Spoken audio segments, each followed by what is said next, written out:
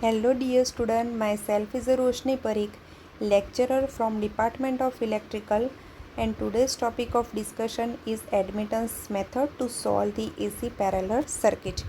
Now after end of this session, student will able to solve the any AC parallel circuit by using the admittance method. Now see, here are various methods of solving AC parallel circuit are listed below. First, that is the vector or a phasor method. Second, that is the admittance method. And third, that is the complex algebra method. You can employ any one of these methods to solve the AC parallel circuit. See, vector or a phasor method I have already discussed in the previous lecture, and the link is already shared via YouTube. If you want to recall, then just go to the YouTube and search for the vector or a phasor method for AC parallel circuit by Roshni Parikh and you will get the link. Now see, today I am going to discuss about the admittance method to solve any AC parallel circuit in a brief. Now first of all, you should know okay, what is the admittance. Now see, in a DC circuit only resistance is there, and if only resistor is there, then the resistance is there which oppose the flow of current. Same way in any AC circuit, in addition of a resistance, inductance and the capacitance are present in a circuit. So not only a resistance but inductance and capacitance are present, and because of all the elements like R, L and C, there is a impedance is there. Impedance that is denoted by a capital Z, and impedance that is exactly similar to the resistance which is in the DC circuit. As resistance which oppose the flow of current, same way in a AC circuit impedance is there, and impedance is also oppose the flow of current. Now what is the admittance? The admittance that is the 1 upon Z, you can say reciprocal of the, see here, the reciprocal of the impedance of an AC circuit is known as the admittance of the circuit, and admittance is denoted by the capital Y. Y is equal to 1 upon Z. Z that is the impedance. As impedance which oppose the flow of current, now admittance that is the reciprocal of the impedance. So what will happen? Okay, admittance that is the ability of a AC circuit which allows, which helps to flow in the current. So Y that is the 1 upon Z means admittance that is the reciprocal of the impedance, and it's the ability of the circuit due to which it allows the alternating current to flow through it. Now we already know that okay, unit of the impedance that is the ohm. So reciprocal of the impedance, so 1 upon ohm that is the mho. So mho that is the unit of the admittance, and now new unit that is the Siemens. Now how to solve the any AC parallel circuit by the admittance method, let's discuss. See, here one circuit is a given. In this circuit there is a 3 branches are there, and in a 3 branches, in a first branch there is a one resistance and the inductor is connected in series. In a second branch there is another one resistor and the inductor is connected in a series, and in a third branch there is a resistors and the capacitor is connected in a series. So in a first branch, see here, first of all in a admittance method we have to find out the conductance and the suspectance. Now what is a conductance and what is a suspectance, I will explain you in a brief. Now see, let's take the one circuit another to solve by the admittance method. See here, 2 branches are given which are connected parallel to each other.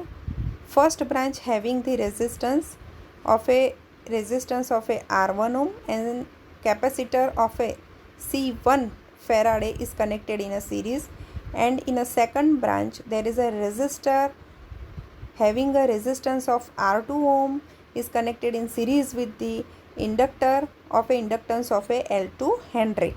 Now both branch are connected parallel to each other, and this parallel connection is given to the connected to the AC supply. Now first of all in a admittance method, we have to find out the conductance and we have to find out the suspectance. What is the conductance and what is the suspectance? I will explain you. See, here when this circuit is connected to the AC supply, current I starts to flow. I, that is the total current, and it's divided into the two branch current, that is the I1 and the I2. I1 is flowing through the first branch, which having the resistance and the capacitor in series, and I2 is flowing through the second branch, which having the resistor and the inductor in the series. So impedance of the first branch, that is denoted as the Z1, and impedance of the second branch, that is denoted as the Z2.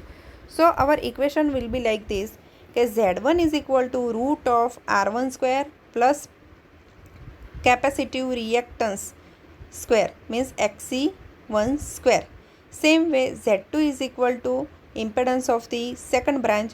So second branch contains the resistance and inductor, so our Z2 will be root of R2 square plus XL2 square. So this way you can find out the Z1 and Z2. Now what is the conductance? Conductance is equal to ratio of a resistance to the impedance of respective branch. So in a first branch there is a impedance of Z1. So conductance, that is the resistance of first branch, that is the R1, divided by impedance of that branch, that is the Z1 square. So conductance, that is the resistance, ratio of a resistance to the impedance square of particular branch, or you can say of respective branch. So this way you can find out the conductance of a first branch and the second branch. So G1 will be R1 upon Z1 square and G2 will be R2 upon Z2 square. Now what is the suspectance? Suspectance, that is the ratio of a reactance to the impedance square of a particular branch or of a respective branch. So in a first branch there is a capacitor. See, in a first branch there is a capacitor is connected. So reactance, that is the capacitive reactance XC, divided by impedance of first branch, that is the Z1 square. So XC1 upon Z1 square, you will get the B1, that is the suspectance. Now for the capacitor, the suspectance will always be positive, and for the inductor it will be a negative. So same way in a second branch, see, inductor is there, so inductive reactance is there XL. So by taking the ratio of a XL divided by Z2 square, you will get the suspectance of the second branch, that is the B2, but it will be a negative as the inductor is there. So this way you can find out the individual conductance and the suspectance of a particular each and every branches. Now taking the algebraic sum of all the conductance, you will get the total conductance. So total conductance, capital G is equal to G1 plus G2, as the two branches are there, so two conductance are there. Same way, by taking the merely algebraic sum of the suspectance, you will get the total suspectance, that is denoted by capital B. B is equal to B1 minus B2. Minus sign is because of the second branch containing the inductor. So you will find out the G and B. And now what is the Y? Y is equal to G plus JB. So root of the G square plus B square. By substituting the value of a capital G and capital B, and by taking the square and the root, you will get the admittance. So this way you can find out the admittance Y. Now from the Y you will find out the total value of the current I. As we know that I is equal to V by Z, and here a 1 by Z, that is the Y. And so by multiplying the voltage into the admittance, you will find out the total current I. Same way, phase angle phi is equal to, by taking the tan inverse B by G. So this way you can find out the phase difference too, and power factor, that is the cos phi. Now see, here a admittance triangle is a given. We know that, okay, what is the impedance triangle? If RL series circuit is there, then the impedance triangle in a first quadrant. If RC circuit is there, then the impedance triangle in the fourth quadrant. And if RLC circuit is there, then either in a first quadrant or in a fourth quadrant, as per the XL is greater than XC, whether it is XL is greater than XC or XC is greater than XL. So see here, if we consider a RL series circuit is there, then what will happen? See here, a figure A indicate impedance triangle in a first quadrant. So on the x-axis R is there, on the y-axis XL is there, and here Z is given. So now admittance triangle, that is the reflections of the impedance triangle. So admittance triangle that always lies into the fourth quadrant if impedance triangle in first quadrant. So see here, draw the y, which is if I say okay, Z is lives, there is a phase difference of a 30 degree between R and the Z. There is an angle of a phi, and suppose phi, if I say 30 degrees there, so draw the y at a minus 30 degree angle. So y having the two component, means y split into the two component, one which is in phase with the x-axis, that is called y cos phi, and another which is the quadrature to the x-axis, that is called y sin phi. So that this way y split into the two component, one in phase with the x-axis and another which is the quadrature to the x-axis, y cos phi and y sin phi. So see here, what is the y cos phi? As we know that, substitute the value, y is equal to what? 1 upon z. And what is a cos phi? So cos phi is equal to what? The cos phi is equal to, we know that as per the impedance triangle, see here a phi is there, so cos phi is equal to r by z. So substitute here, cos phi is equal to r by z. So conductance G is equal to r by z square, and z, that is the impedance, so it will be given by r square plus x square. Same way, what is the susceptance? Susceptance is equal to y sin phi. Y is equal to 1 upon z. Sin phi is equal to, see here, in an impedance triangle, what is the sign? Sin is equal to opposite side divided by z. So XL, or you can say XC divided by z. So here x divided by z. So finally you will get x divided by z square.